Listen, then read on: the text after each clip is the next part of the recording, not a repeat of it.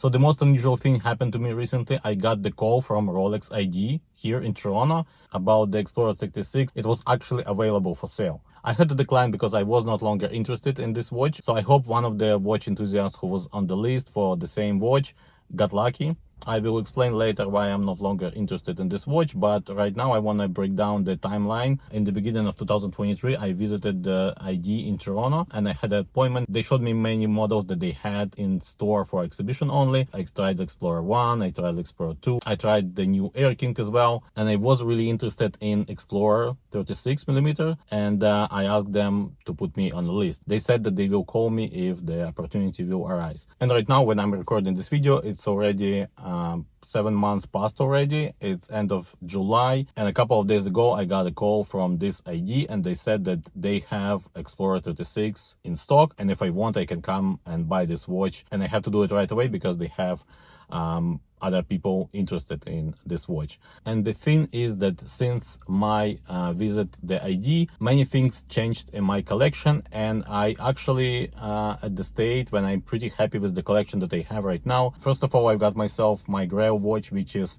Explorer 2 Polar 16570. That was one of my Grail Rolex watches, and I'm very happy with it. And other things has changed in my collection. I think I have pretty good collection as of right now. All the main watches I have in my collection, I'm really happy. There are several watches that I want to sell. The main watches, the core of my collection, I'm pretty happy with. So I don't know if I would have a place in my collection for the Explorer 36 part, but that's not the interesting part. The interesting part that I actually got the call, and it wasn't that long before, like a year ago or almost 2 years ago. I was visiting different ADs and I was asking about the Explorer 36 because this was the watch that I wanted, and they were like basically saying that there is no chance you're gonna get it.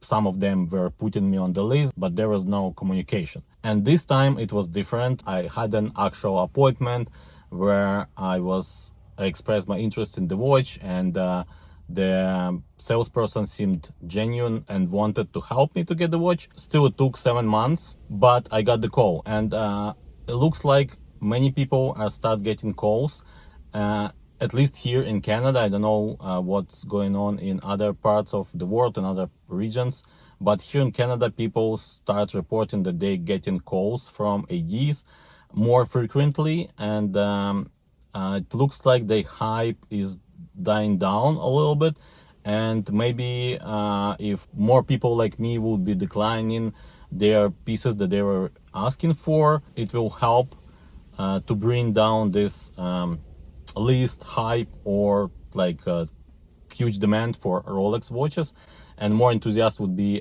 able to get actual piece for themselves.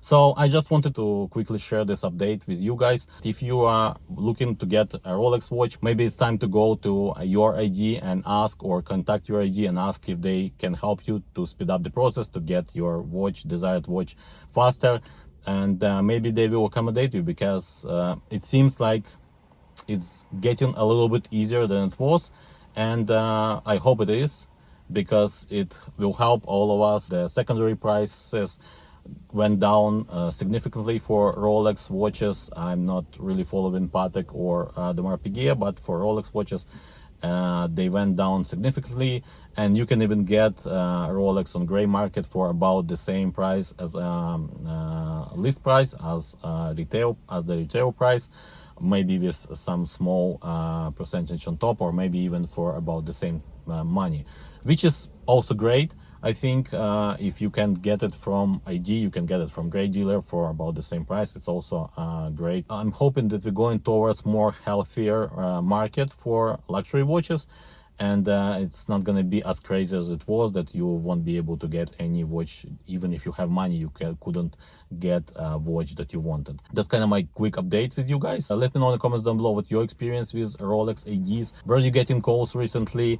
Do you think it's getting easier right now to get a call to get a Rolex from authorized dealer? Don't forget to subscribe and stay tuned for more watch reviews, for more watch updates. I actually forgot to tell that I never bought anything from this ID, so I did not have any history as a client with this particular ID, and I still got a call from them about this model, about this Rolex Explorer 36.